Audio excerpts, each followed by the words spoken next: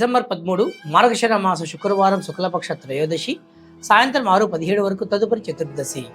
భరణి నక్షత్రం ఉదయం 6:50 వరకు తదుపరి కృతికా నక్షత్రం. దుర్ముహూర్తం ఉదయం 8:36 నుండి 9:20 మధ్య కలదు. హనుమద్వర్త పర్వదినం. శుక్రవారం భరణి ఉద్ధర యోగం మరణము.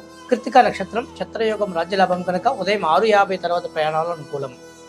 మార్గశిర మాసంలో వచ్చే ఆరుద్ర నక్షత్రం రోజు ఆ పరమశివుణ్ణి పాలతో గాని కొబ్బరి నీళ్ళతో గాని లేదా నీటితో గాని అభిషేకం చేసిన వారికి పునర్జన్మ ఉండదు. బాగా గుర్తుపెట్టుకోండి. డిసెంబర్ 16వ తేదీ సోమవారం రోజు ఈ పర్వదినం రాబోతోంది.